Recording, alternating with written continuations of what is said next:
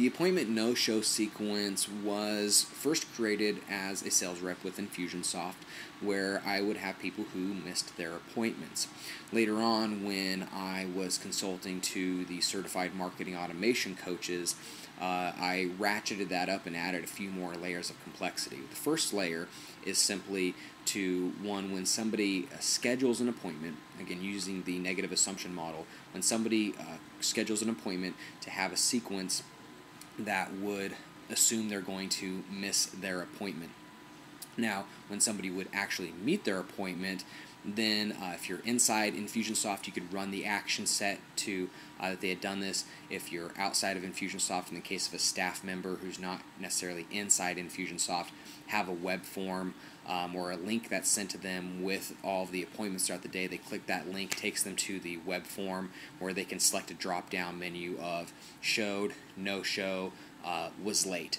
And then depending on those conditions would run the action sets. So one of the action sets was a type of reversed lead scoring, a negative lead scoring. So if somebody was late, it would add 5 points to their negative lead score.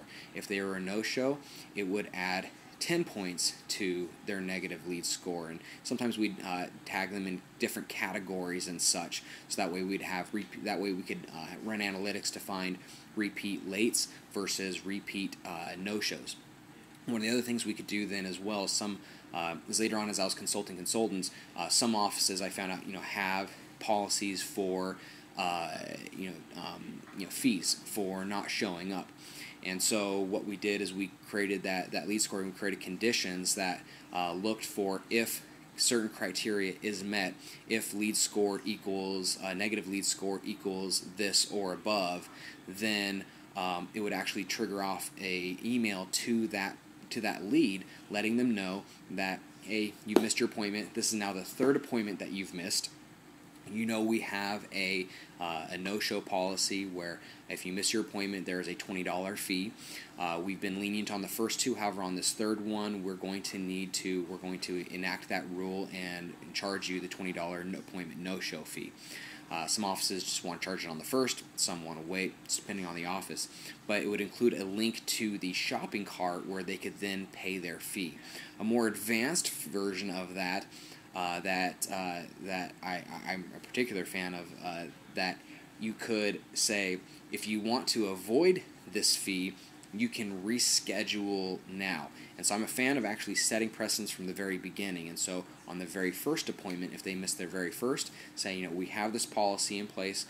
This is actually due immediately. However, if you will reschedule now, we will waive this fee in this instance. So they could click the link there and then say, yes, I'd like to reschedule now, take them to the online scheduling system where they would then schedule the system.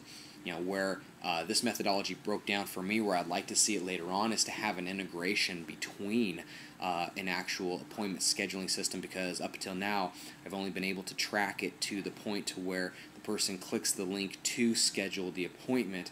However, without having an appointment scheduler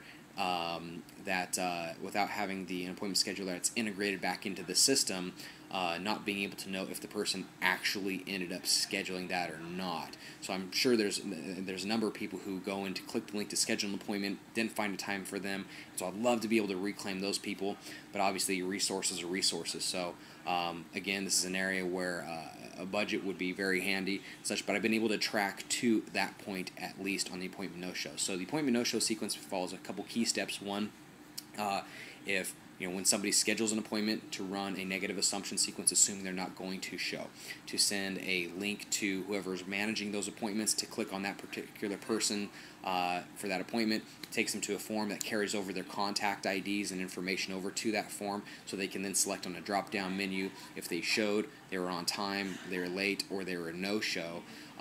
Add points based off of those, which will then run into the conditional filters to find out, to add those scores, and if they are above and beyond a certain criteria, to send out different messaging based off if they're a repeat offender or non-repeat offender, and to reclaim to hopefully get them to pay the immediate fine or to reschedule on the moment. So that's the appointment no-show sequence.